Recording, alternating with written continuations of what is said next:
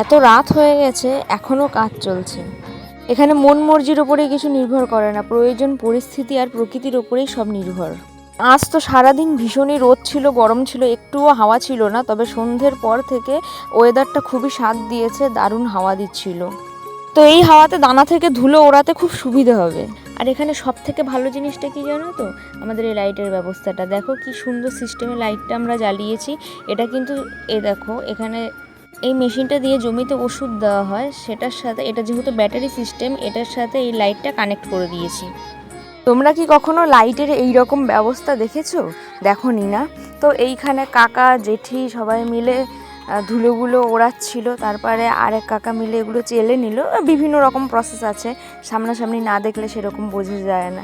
তো এখান থেকে এই ধুলো ঠুলো থেকে পুরো পিওর যে দানাটা, সেই দানার অংশটাকে বের করতে হবে, যার জন্য প্রচুর কষ্ট করতে হবে। হাওয়াটা ছিল বলে একটু কম কষ্ট করতে হয়েছে, না হলে হাওয়া যদি না থাকতো না তাহলে প্রচুরই কষ্ট হয়ে যেত। এই দানাটা বের করার পরে এই দানাটা আবার জলে ধোয়া হবে, তার একটা ভিডিও বানাবো। এখন দেখো রাত 10:11 বেজে গেছে, আর এইখানে দেখো কি দারুণ লাগছে এই ঘাসের এই ফুলগুলো। এগুলো কি ফুল বলে আমার জানা নেই, যাই হোক ঘাস ফুলই হবে নিশ্চয়ই। কি দারুণ লাগছে দেখো, এখনও কাজ চলছে। তবে সেদিন আমরা এই 11টা নাগাদ বাড়িতে ফিরেছিলাম, সব কাজ মিটিয়ে সব গুছিয়ে আমাদের বাড়ি ফিরতে 11টা বেজে গেছিলো।